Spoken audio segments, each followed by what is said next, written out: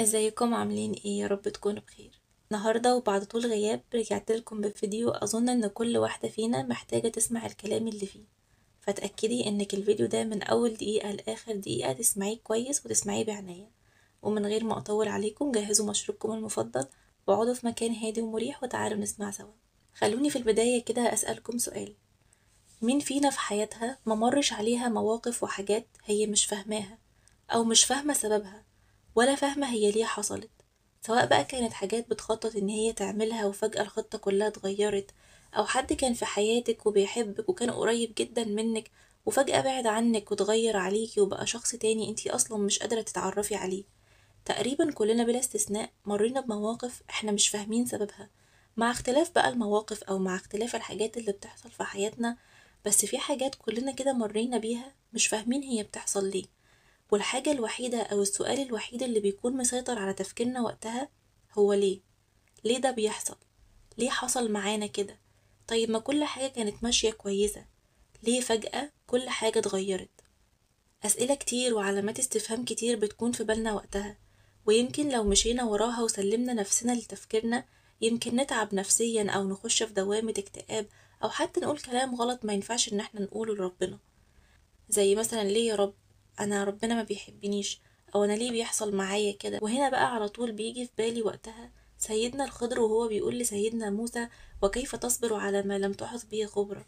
يعني انت ازاي هتقدر تصبر على حاجات انت بالعقل وبالمنطق مش قادر تفهمها ولا قادر تستوعبها وتفسرها ولا قادر تتقبلها؟ وهنا الحاجة الوحيدة اللي تخلينا نصبر على ما لم نحط به خبرة ان احنا يكون عندنا ثقة ويقين في ربنا، انه مهما حصلت حاجات احنا مش مستوعبين هي حصلت ليه، يبقى عندنا يقين انه اكيد في لطف خفي احنا ما نعرفش عنه حاجة. احنا طول الوقت شايفين نص الحكاية بس، ما نعرفش السيناريو كامل وما نعرفش الحكاية كاملة.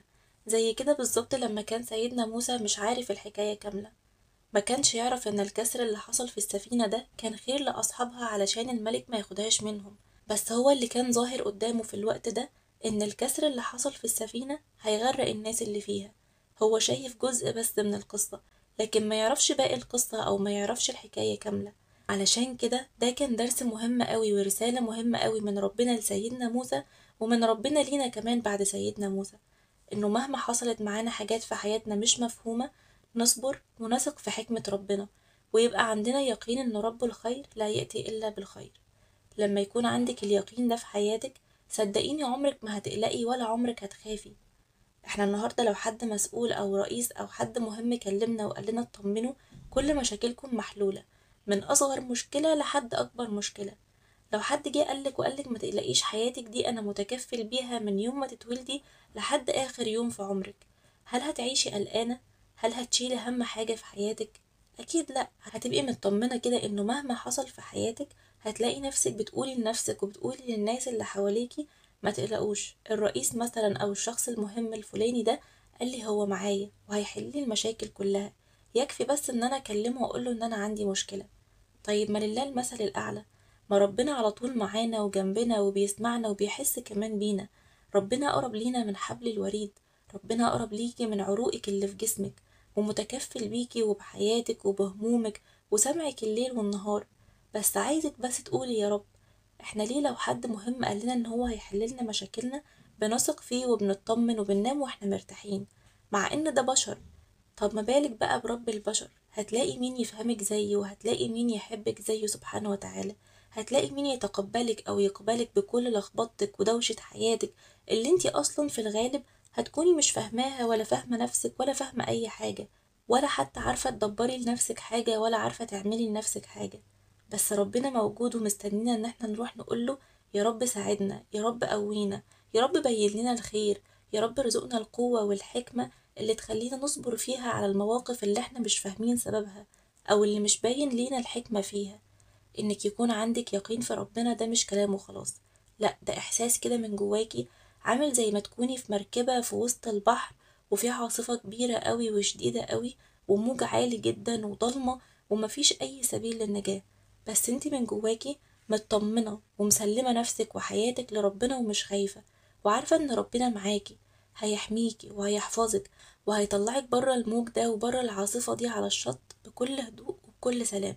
كأن في صوت جواكي كده بيقول يا رب أنا عارفة إنك معايا، عارفة إنك هتنجيني وعارفة إنك هتحميني، حتى لو أنا مش شايفة طريق للنجاة أو مش عارفة طريق للنجاة، بس أنا عارفة إنه حتى لو أنا مش شايفة الطريق، إن ربنا قادر إن هو يخلق لي طريق ليا أنا لوحدي، طريق ينجيني بيه من كل المهالك ويكون مناسب لحياتي. احنا طول الوقت واحنا عايشين في الحياة دي ربنا بينجينا من حاجات احنا اصلا ما نعرفش عنها حاجة، ويمكن نكون مش واخدين بالنا من وجودها اصلا، بس فجأة تلاقي ربنا بيشيلك من مكان ويحطك في مكان تاني، وانتي مش فاهمة اي حاجة ولا عارفة انتي ليه اتنقلتي من المكان ده للمكان ده من غير اي سبب واضح. يمكن يشاء ربنا في مرة من المرات انك تعرفي السبب او تعرفي الحكمة، بس في اوقات كتير احنا مش بنفهم السبب ولا بنعرف ايه المغزى من اللي حصل ولا ايه الحكمة ورا الحكاية دي. وهنا بقى احنا لازم نتمسك باليقين في الله ونغمض عينينا ونسيب نفسنا وحياتنا كده كلها لربنا، لأن ربنا رحيم قوي بينا. ولو عرفنا أو اتكشف عننا في يوم من الأيام الحجاب وشوفنا الحاجات اللي كانت هتحصل لينا أو اللي كانت هتأذينا وربنا نجانا منها، هنحمد ربنا وقتها مليون ألف مرة وهنثق فيه ثقة عمياء. كم مرة طول اليوم ربنا حفظنا من مثلا عربية كانت هتخبطنا أو حد كان بيفكر يأذينا، أو كم مرة ربنا في اليوم حفظ لنا أحبابنا من الحاجات الصعبة اللي احنا بقينا بنشوفها في حياتنا كل يوم. حرفيا احنا لو شوفنا الحاجات دي هنحب ربنا قوي وهنطمن قوي. اصل انتي لو ربنا بيعملك كل الحاجات الحلوة دي وبيحبك اكتر من اي حد في الدنيا، فانتي محتاجة ايه تاني؟ محتاجة ايه من البشر؟ اوقات بنفضل نعاني مع ناس معينة علشان يحبونا او يتقبلونا أو يشوفونا حتى بصورة حلوة، ونزعل جدا لو محبوناش أو متقبلوناش، بس انتي عندك ربنا بعظمته وجلاله بيحبك وبيسخرلك ملايكة في الأرض تحميكي وتدافع عنك، ومستني منك بس انك تروحي تشكيله همومك وتقوليله يا رب. أظن احنا لو حسينا فعلا الكلام ده بصدق من جوانا ومشينا بيه في حياتنا هنكون من أسعد الناس في الدنيا، ومش هيبقى عندنا هموم ولا مشاكل ملهاش حلول. فعودي نفسك كل يوم انك تتكلمي مع ربنا زي ما تكوني كده بتحكي لصاحبتك أو لأمك أو بتحكي لحد قريب منك مشاكلك. احكي له كل حاجة من أصغر المشاكل لأكبرها. أوقات في حاجات مهما كانت درجة قرب الناس مننا، بس في حاجات كده أو مواقف أو كلام معين مش بنقدر نقوله قدامهم علشان بنخاف إن احنا نتفهم غلط أو إن هم ياخدوا عننا فكرة أو صورة مش كويسة. بس انتي مع ربنا مفيش حاجة من الكلام ده، كل حاجة مسموح بيها وكل الكلام تقدري تقوليه، وأي مشاكل عندك أو أي شكوى عندك مهما كانت صغيرة تقدري تقوليها لربنا، لأنه حاسس بيكي وعارف انتي قد ايه الحاجة دي تعباكي. فعودي نفسك انك كل يوم بالليل قبل الفجر بساعة تقومي تتوضي وتصلي ركعتين تحكي فيهم كل حاجة لربنا وتدعي بكل حاجة نفسك فيها، لأن الوقت ده بالذات الدعاء بيكون فيه مستجاب، لأن ربنا بيكون في سماء الدنيا وبيقول هل من داع فأستجيب له، هل من مستغفر فأغفر له، أو هل من سائل فأعطيه. فقومي واسألي ربنا وقولي يا رب أنا عايزة كذا وكذا وكذا ومحتاجة كذا وكذا وكذا وفي مشاكل مزعلاني وفي حاجات مش قادرة أحلها. قولي كل حاجة اللي في قلبك، وبعدين اقعدي كده على سجادة الصلاة في مكانك واستغفري. وصدقيني والله لو عملتي كده مش هتلاقي مشكلة في حياتك ملهاش حل، مهما كانت المشكلة كبيرة ومهما كانت صعبة هتلاقي ربنا بيحلها لك كده من حيث لا تدري ولا تحتسبي. اليقين في الله مش ان احنا نقول انا واثقة في ربنا وخلاص وانا عارفة ان ربنا هيحللي مشاكلي وتروحي تنامي او تروحي تتفرجي على فيلم او مسلسل. لا، لازم تاخدي بالاسباب وتحاولي وتجتهدي وتدعي وتقربي من ربنا اكتر كل يوم وتعملي كل حاجة تقدري عليها، وبعدين بقى تسيبيها لربنا يدبرها لك بعلمه وبحكمته، وترضي وقتها باللي ربنا قدرهولك لانه هيكون ده اكيد الخير ليكي.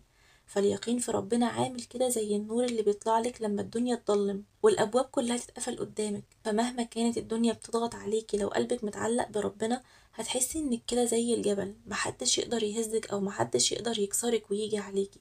فابدأي من النهاردة واعتبري الفيديو ده رسالة ليكي مخصوص من ربنا، وخليكي واثقة وعندك يقين ان ربنا شايفك وسامعك وحاسس بأوجاعك كلها من أصغرها لأكبرها، بس مستنيكي انك تاخدي خطوة وتروحي له وتقولي يا رب. وبس كده كان فيديو النهاردة، يا رب تكونوا استفدتوا. ما تنسوش لو عجبكم الفيديو كالعادة تعملوا لايك وشير وسبسكرايب، واشوفكم على خير في فيديو جديد. مع السلامة.